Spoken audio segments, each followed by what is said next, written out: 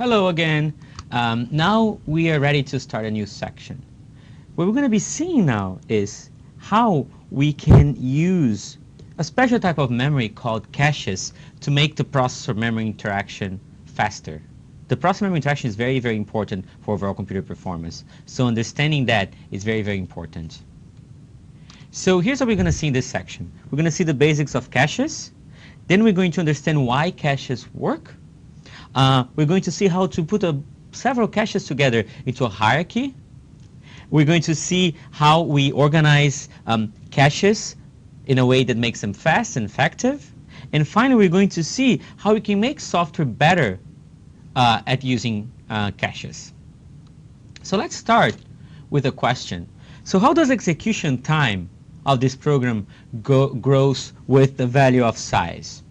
So in this example, we have an array with as many elements as the value of this size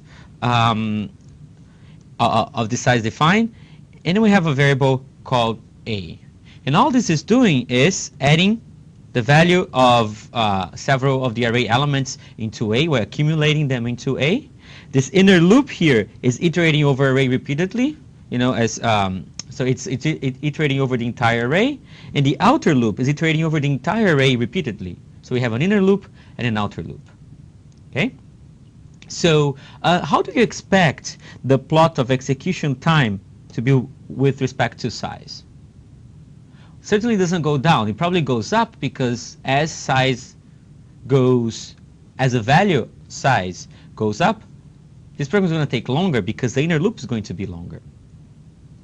So let's see how it looks. So here's the actual data of this experiment. Okay, so we had here's time and here's size, and there's two interesting things to note here. First is there's a knee in this curve here. Okay, there's a knee in the curve, and then there's two other essentially flat lines here, and they don't have exactly the same slope. So at some point there's some threshold that makes that after you go above the threshold in size, the execution time grows faster. So something is getting slower as we grow the value of size. And this turns out to be exactly the caches. If the array fits in cache entirely, we're going to have a slope. As long as it does not fit in cache anymore, we're going to start to have to go to memory more often. Then we're going to have a different curve. We have a different slope. Okay?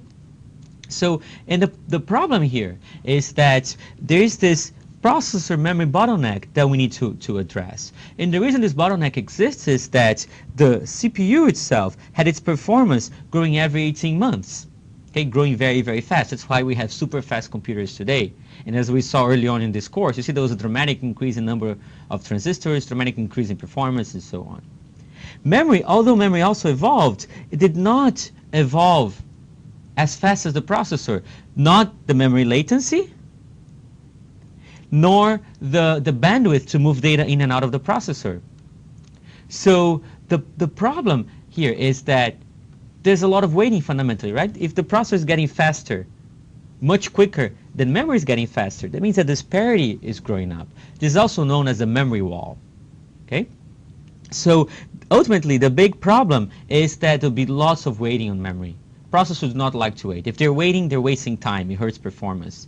But because memory didn't get fast enough compared to the processor, they'll be waiting. So how do we solve this problem? Well, what we're going to do is put this little bit of memory closer to the processor here, okay, called a cache, okay, and that's going to hold data that's accessed frequently. And since the cache is smaller and closer to the processor, it's much, much faster to access data stored in the cache. Okay? One of the reasons that caches are fast is because they are small. Right? Fundamentally, since you have speed of light, if you make things small, you can make them fast. The larger you make them, fundamentally, they're going to be slower. Okay?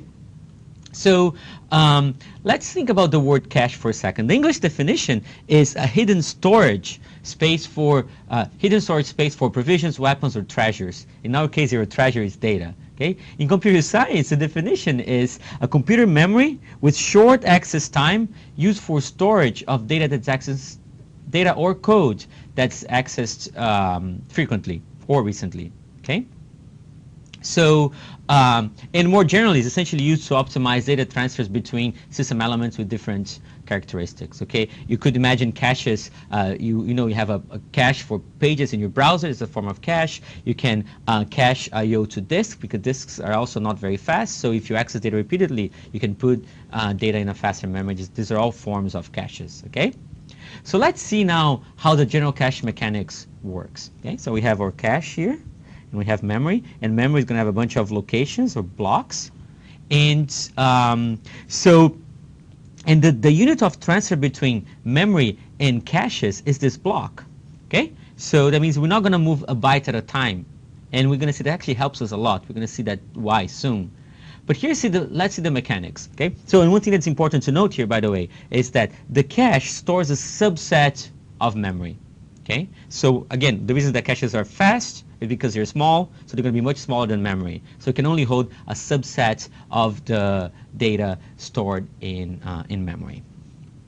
So the first concept is what we call a hit. Okay, a hit means whenever you want to access the data. Okay, let's say that the processor that's right here. Okay, that's where the CPU is. Asks for 14. Well, if it happens to be in the cache, we call a hit. So that means that the CPU asks for the data, and then the cache can provide the data back. So that's fast, right? Because we took advantage of, that's a good thing, right? We took advantage of the fact that caches are fast and provide the data from the cache. This is in contrast to what we call a miss. So suppose that a data block B is needed by the CPU here, okay, and we happen to need 12. So we're going to ask, is 12 here? Well, the answer is no, it's not. Okay, so it's a miss. So what happens now?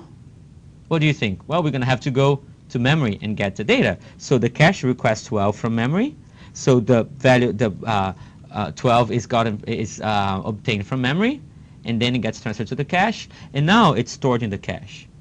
And note that, let me show you. Note that something else got kicked out. What happened? 9 has to be kicked out to store 12. We're going to see in detail later why this is important. Or since the cache is finite, we have to kick things out. So the choice of what is going to be kicked out is very, very important. Okay. So one thing I don't want you to forget from this first video on caches is that a cache is this little bit of very, very fast memory in between CPU and lots of slower memory. Okay. So we can give the CPU the illusion that memory is faster by putting a little bit of storage closer to it. Okay, see you soon.